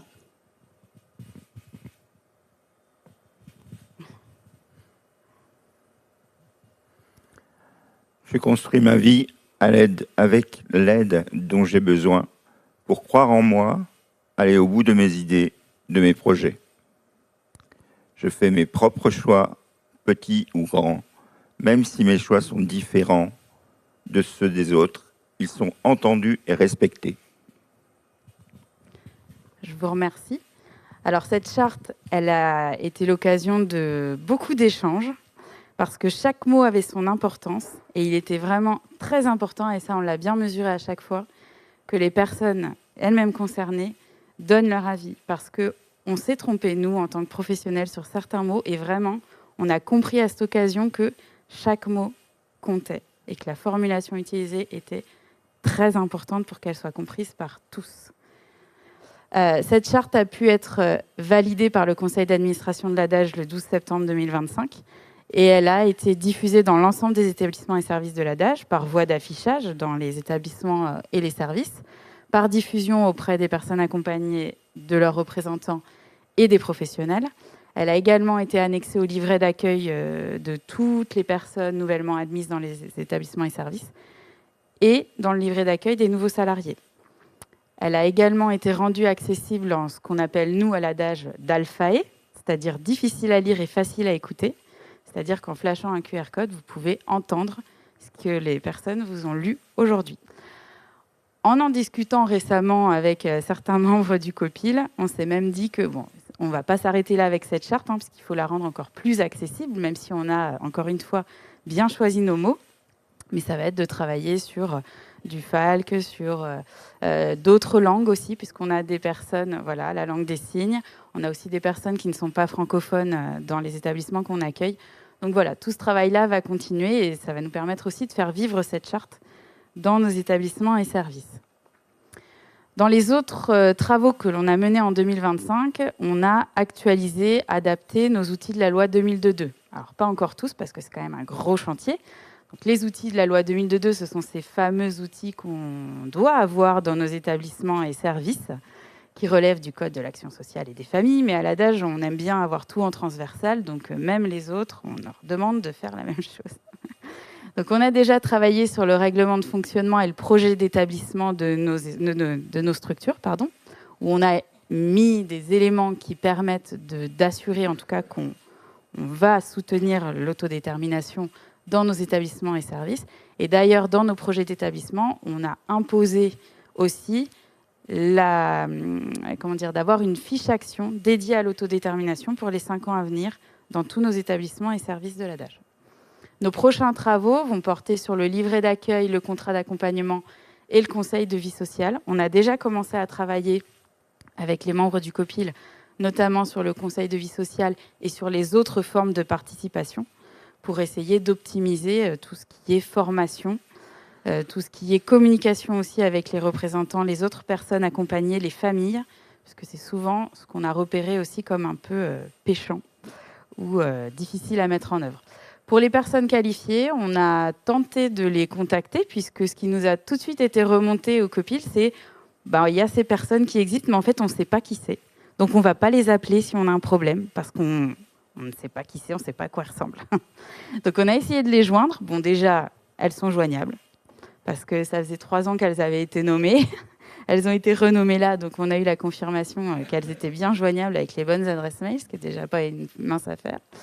Et il semblerait que l'Agence régionale de santé dans notre territoire Occitanie ait engagé un travail avec ces personnes pour justement qu'on arrive à mieux les repérer, à mieux connaître ce pourquoi on peut les solliciter. Comme je vous l'ai dit tout à l'heure, on a aussi fait le choix de nommer dans chaque établissement et service de l'ADAGE des référents autodétermination. Ces référents autodétermination professionnels ont été formés pendant 4 jours en fin d'année 2025. Cette formation, au-delà de la théorie, a permis aussi à nos professionnels de pouvoir partager des expériences et des outils et de créer un support de sensibilisation qu'ils pourront utiliser ensuite dans leurs établissements et services, auprès des personnes accompagnées, auprès des professionnels, auprès de toute personne qu'il convient de pouvoir sensibiliser.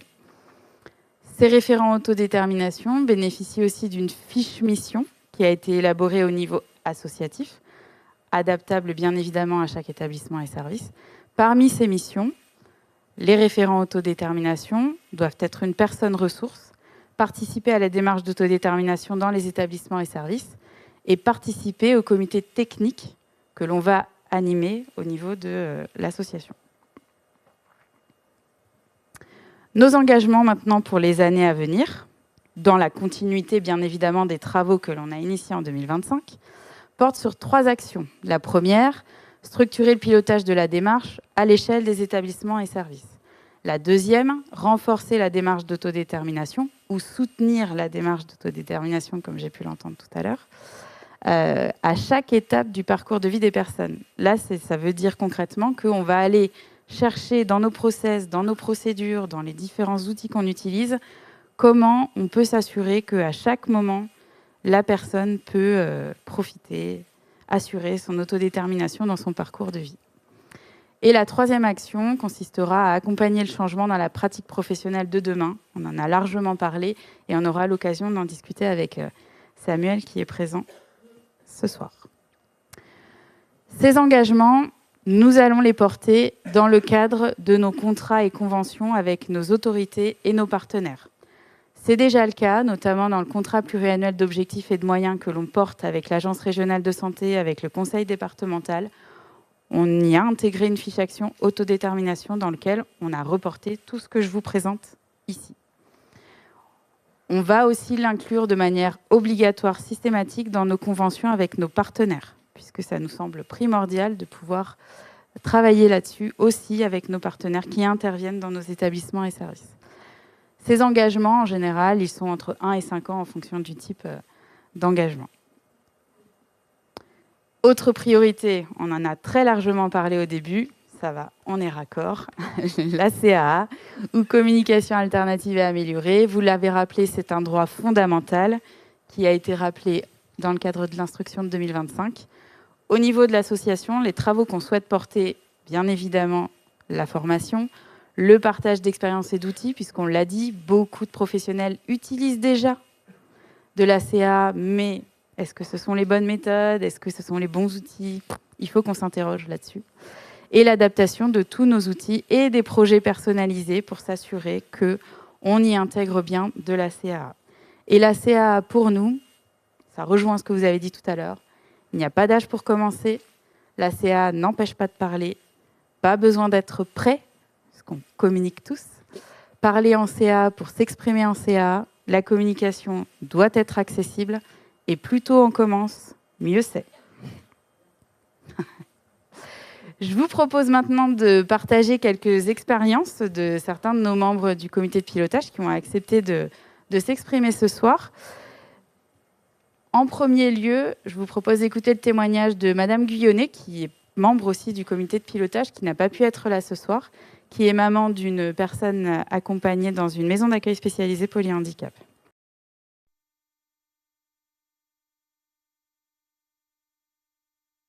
Bonjour. Je suis Madame Guyonnet, Emmanuel Guyonnet.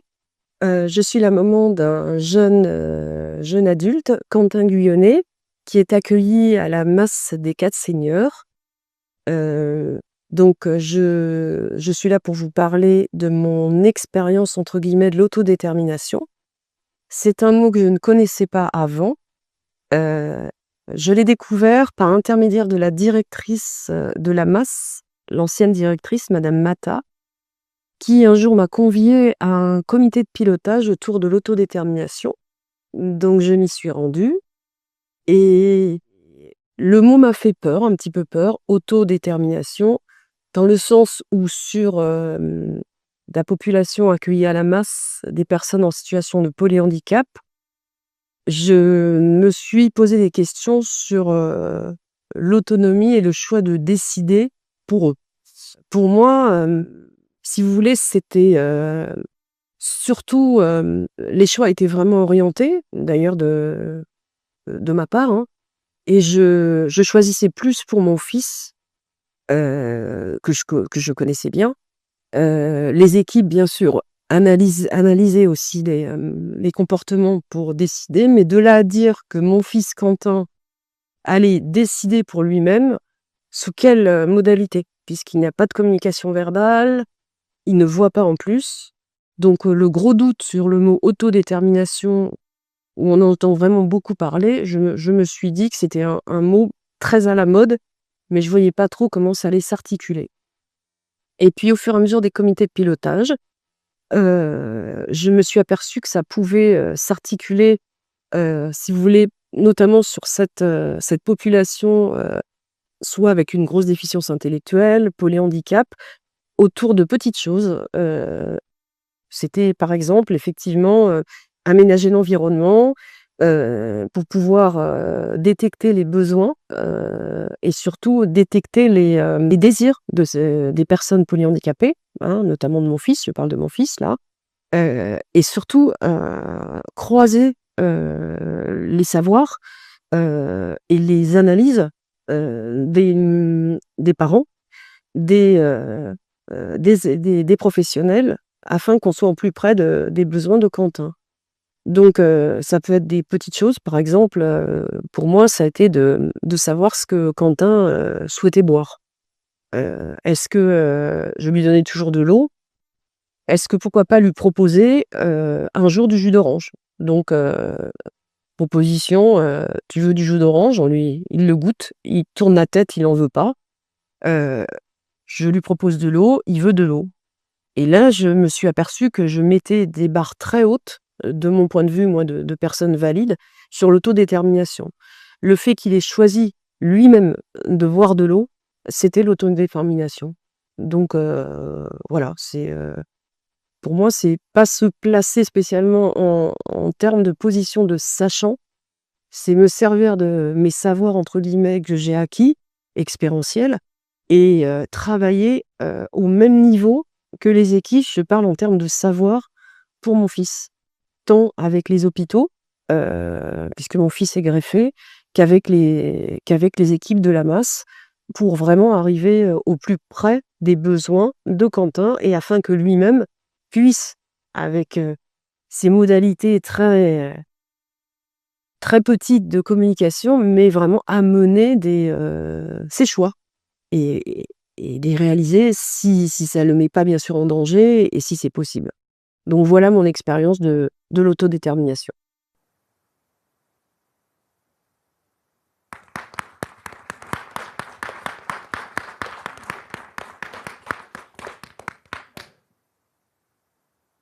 Olivier, Christine, Marceau, je vais vous poser une question pour vous y répondre comme vous voulez.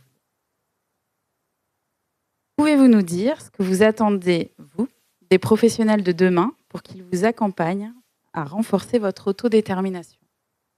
L'autodétermination, donc, comme son nom l'indique, c'est déterminer soi-même, pour soi-même, ce qu'on va faire. Et moi, j'avoue que la première fois qu'on m'a posé la question, je ne savais pas. J'étais un peu comme un enfant qui sort de l'école et à qui on dit maintenant, tu vas faire quoi? Je ne savais pas. Enfin bref. Donc déjà poser des questions, ça nous oblige un petit peu à nous-mêmes nous poser ses propres questions. Et c'est vrai que on a tendance, comme beaucoup, à écouter ce qu'on nous dit, puisqu'on est là pour apprendre et comprendre ce que les gens attendent de nous, alors qu'en fait, l'autodétermination, c'est prendre les choses à l'envers, effectivement. C'est te dire, bon, moi, au fond, qu'est-ce que je pourrais faire? Moi, j'avoue que le premier pas d'autodétermination, c'était déjà de considérer que, oui, effectivement, je suis malade. Ça paraît rien comme ça, mais jusque-là, j'étais persuadé que j'avais rien du tout. Je n'étais pas malade. J'ai des troubles psychiques, mais en fait, je le sais maintenant. Je l'ai su à 55 ans, j'en ai 62. Mais jusque-là, je ne m'étais jamais considéré comme malade. Et après, quand je me suis rendu compte qu'effectivement j'étais malade, je me suis dit, bon, qu'est-ce qu'on fait maintenant, quoi? Donc, voilà. Il y a pas mal de choses qui ont été remises en question et j'ai été obligé de m'adapter en conséquence et de prendre des décisions difficiles pour aller vers quelque chose qui me plaît, qui me stabilise, dans un univers où je me sens bien. C'est le cas maintenant, donc je suis très content et c'est grâce entre autres aux appartements de coordination thérapeutique d'Adage. C'est un peu pour ça que je suis ici, mais je suis aussi ici parce que je fais partie du Conseil régional des personnes accompagnées, le CRPA. Je ne sais pas si vous en avez déjà entendu, c'est une instance, il y en a une dans chaque région. Donc, ça concerne toute l'Occitanie. On est 8 représentants élus. On fait des assemblées plénières et on est également sollicité, comme ici, par exemple, pour participer à des manifestations, à des événements, à des conférences, etc. Et donner un petit peu notre ressenti en tant que personne concernée. Nous, on ne parle pas d'autodétermination, on parle de participation. La participation, c'est ce qui est au cœur de la loi de 2002. Mais déjà, le CRPA a été créé dans les années 90 par décret. Et voilà. Et nous, on s'adresse aux centres d'hébergement de toutes sortes, en fait. On demande aux professionnels de venir avec 2 personnes résidentes ou usagers de leur service. Donc l'assemblée plénière est composée à 2/3 de personnes concernées par la précarité, pour toutes les raisons possibles, immigration, santé, vie vie un peu dissolue, addiction, enfin, absolument tout, troubles psychiques, il y avait un handicap, etc. Et on parle de tout. On a parlé justement de la vie intime, sexuelle et affective. On a parlé des drogues. On a parlé, cette année, on a parlé de beaucoup de sujets très, très difficiles. On a parlé du travail aussi. Qu'est-ce que c'est un travail? C'est pas seulement un emploi avec un salaire. C'est aussi une routine de vie, c'est une hygiène, etc. Enfin, bon, on va ensuite...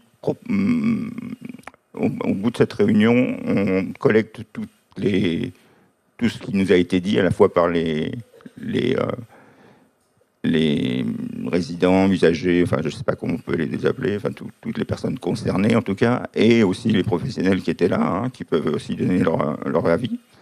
Et on propose ça, on montre ça notamment à la DRETS, la direction régionale de l'économie, travail et solidarité, et qui gère un petit peu les financements au niveau régional. Donc ils savent à qui donner les sous, et ils peuvent aussi faire passer des messages de bonne pratique, on va dire. Donc ils s'inspirent beaucoup de ce qu'on fait, ils sont très contents de savoir ce que la base, en fait, les gens concernés pensent, et parfois on demande des solutions, on apporte des solutions, où on soulève des problèmes qui n'ont pas été vus par les décideurs, qui eux n'ont jamais été confrontés aux problèmes réellement. Donc la participation, c'est quelque chose qui démarre là depuis une vingtaine d'années. Ça commence à être enseigné aussi dans les cours pour les travailleurs sociaux. Et c'est un peu, ça rejoint un peu l'idée de l'autodétermination sous un autre angle, mais c'est un peu dans la même mouvance, on va dire. Et moi, ça me touche d'avoir entendu tout ce qui a été dit tout à l'heure, parce qu'effectivement, moi, je me sens concerné d'une part, mais par mon travail de délégué aussi, je me rends compte qu'effectivement, en fait, on a la possibilité de le faire, mais encore faut-il vouloir le faire, parce que quand on parle de la communication alternative et améliorée, effectivement, au moins on a la façon de transmettre des informations, etc. Mais il faut aussi le vouloir. Ça, parfois, il faut une relation de confiance. Il faut parfois aussi avoir... parce que si vous voulez parler des sentiments, là, il faut quand même avoir une confiance avec les personnes à qui vous parlez.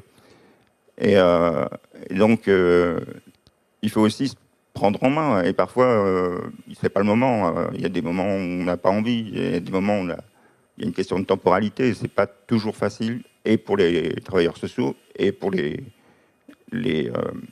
personnes concernées. Donc, effectivement, le fait de travailler sur la communication, c'est important. Je pense aussi qu'il faut travailler sur susciter l'envie de se prendre en main. Et ça, ça demande tout un travail, en fait, de tous les jours. Voilà. C'était quoi la question déjà? C'est qu'est-ce que tu attends des professionnels de demain pour qu'ils t'aident à soutenir ton autodétermination? Quelque part qu'ils me soutiennent encore plus, parce qu'en fait, dans mon éducation, très jeune enfant, j'ai eu 2 types d'éducation. J'avais ma mère qui me disait faut respecter, être dans les... Des grands-parents qui étaient ils étaient de famille des gens du cirque, mais eux, ils étaient sédentarisés. Ils me disaient, tu sais quoi, il faut pas rêver ta vie, mais vis tes rêves. Et donc, dans cette ambiance-là, à l'école, j'étais une élève qui était genre au fond de la cour. Je parlais pas aux autres parce que justement, je me sentais pas intégrée dans ce système-là. Et j'avais des rêves qui étaient, justement, je rêvais de judo. Et le judo, j'y suis passée, j'en ai fait 16 ans. Et ça m'a aidé aussi à avoir une pédagogie de différence des autres. Et en fait, j'ai appris que dans la différence, ben, en fait, il fallait respecter les différences des autres. Et à partir de là, j'ai dit, bon, ben, tu as 2 autres rêves qui sont le chant et la guitare. Et maintenant, je fais du chant et la guitare. Mais de l'autre côté, ça m'aide psychologiquement parce qu'à la base, je suis hyper timide.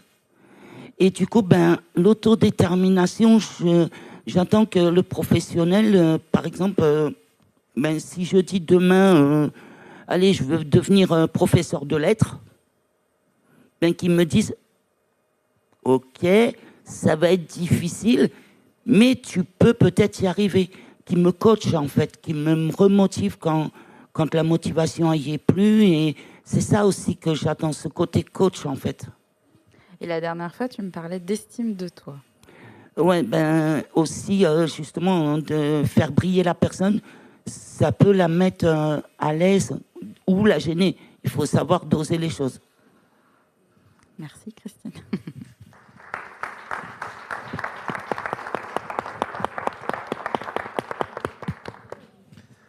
Donc, moi, ce que j'attends des professionnels aidants, c'est qu'ils continuent toujours de faire preuve de bienveillance envers nous, comme ils le font. Aussi de se montrer en pâte, parce que c'est important dans le médico-social de faire preuve d'empathie. D'ailleurs, c'est une belle qualité, je trouve. Et aussi, voilà, par exemple, si on leur dit... oui, voilà, moi je suis otaku, tous les week-ends je dévore des mangas, j'en lis 7 dans la journée, c'est ma passion. Qu'on nous dise pas, ah oui, mais tu sais, Marceau, en espace vert ou dans ton travail, voilà, t'es un moteur, tu peux pas laisser ton équipe, oui, mais moi, voilà, si je veux faire un stage en librairie, c'est mon droit et voilà, je veux voir ça parce que peut-être à force, si je continue à rester en espace vert, eh ben, je vais stagner et peut-être je vais faire un burn-out et j'aurai peut-être plus la motivation de me lever le matin et je me dirai, mais pourquoi je fais ça? Voilà, donc après c'est triste et après voilà, moi je remercie justement les job coachs aussi qui font un super boulot quand on leur dit voilà, moi par exemple, je sais qu'avec mon handicap, parce que je suis dyspraxique, j'ai des difficultés à faire des gestes de la vie quotidienne, j'ai pas ma place dans une cuisine, qu'on me dit mais non, voilà, c'est comme le chat de Schrödinger, si t'es pas mis en situation, tu pourras pas savoir si tu sais faire ou pas. Maintenant ça fait 2 ans et 3 mois que je suis dans une brigade. Je me régale, je fais voilà, des tâches un peu plus spécifiques comme du taillage, de l'épluchage, des sauces et tout. Je fais du service, je suis en lien avec les clients. Et les clients, ils sont de divers pays, donc parfois, voilà, je ne sers pas uniquement en français. Ça m'est arrivé une fois, par exemple, de servir un client en japonais. J'étais très content, voilà, que je lui parle en japonais, que j'interagisse en japonais. Ah, moi, j'étais fier de servir les clients en anglais, en japonais. Même parfois, bon, je ne connais pas trop le LSF, parfois avec quelques petites lignes. Alors, on essaie un peu de se débrouiller. Tout ça, c'était sympa. Et même moi, je suis dans une bonne brigade, tout ça. Bon, voilà, je suis dans ma brigade, je suis fier dans cette brigade. Voilà, après, mon rêve, moi, plus tard, c'est d'être un bon saucier parce que j'adore faire les sauces. Voilà. Merci, Marceau.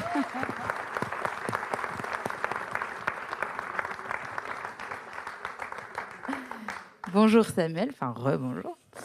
Donc vous êtes job coach à l'ESAT des ateliers de Saporta. Vous êtes aussi référent autodétermination dans cet établissement depuis quelques mois. Vous avez suivi la formation de 4 jours qui vous a été proposée en fin d'année. Qu'est-ce que cette formation vous a apporté? Alors moi, comment dire? En fait, moi j'ai commencé par une formation en job coaching. Donc formé à la méthode IPS sur la question du rétablissement en santé mentale, donc il y a 3 ans. Donc j'ai découvert la question de l'autodétermination à ce moment-là. Donc c'est effectivement un sujet qui n'est pas forcément évident pour les équipes sur les structures parce que ça vient effectivement obliger les professionnels à faire j'aime bien l'idée d'un pas de côté, à prendre du recul sur notre pratique, à faire différemment. Voilà, et donc on a eu effectivement une sensibilisation qui était faite auprès des professionnels à un moment donné. Donc ça vient ça vient effectivement présenter le sujet, dire ce que c'est, comment ça se met en place. Mais ça reste une sensibilisation, donc on n'a pas forcément les outils pour le mettre en œuvre. Donc la formation de référent autodétermination, moi, m'a permis d'effectivement reprendre effectivement tous ces éléments-là, identifier quels sont les éléments forts et quels sont aussi les freins là-dedans.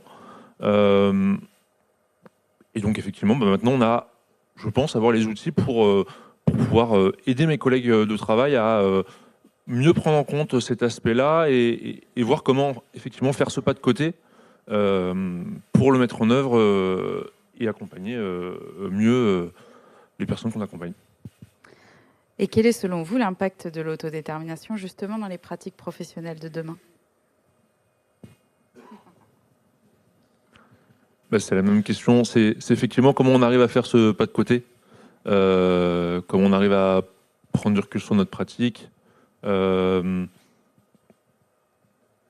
L'autodétermination, c'est effectivement en fait, on peut rien faire, on peut rien pour vous sans vous. C'est ça. C'est ça. On n'est pas là pour faire à votre place. C'est l'idée de dire que on vous accompagne là où vous avez envie d'aller et de la manière dont vous avez envie de le faire. C'est ça. Quoi la RAE? Pardon, je ne connais pas. Alors, c'est ça. Voilà, c'est comme vient de le dire ma collègue, c'est la reconnaissance des acquis de l'expérience. Donc, on est accompagné justement par par un aidant qui a justement une formation en RAE. Et pendant une année, on va préparer une tâche spécifique à notre corps de métier. Moi, par exemple, j'ai une RAE, maintenant, elle ne sert plus à rien parce que je choisis la cuisine, en débroussaillage. D'accord. Donc voilà, donc ça veut dire en fait voilà que je suis capable de débroussailler un terrain, je me donne une débroussailleuse en gros. Voilà.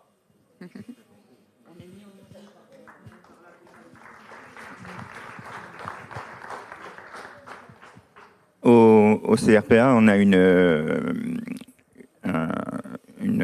phrase qu'on aime bien, c'est une phrase de Nelson Mandela qui dit « Tout ce qui est fait pour nous, sans nous, est fait contre nous ». Ce qui veut dire en fait que c'est à nous, les gens concernés, de nous bouger, de nous faire entendre. Les professionnels, je pense qu'ils ont, et là tout à l'heure en vous écoutant, ça m'a fait penser à tout ce qui est activité socio-culturelle, que ce soit le sport, la culture, l'art, les jeux de société, n'importe quoi, le fait de se sociabiliser et puis de rencontrer des gens, de s'ouvrir vers d'autres activités qu'on n'a pas l'habitude de pratiquer, qui peut aussi permettre d'ouvrir des horizons. Et ça peut être force de proposition sans être vraiment dirigiste et permettre aux personnes de trouver une direction vers où aller. Ça peut être une piste. Merci à vous quatre, beaucoup.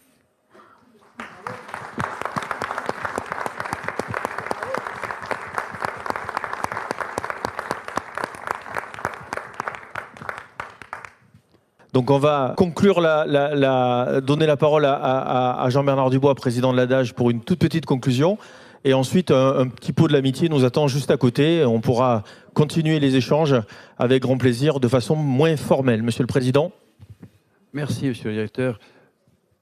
Je voudrais tout d'abord remercier ceux qui partent.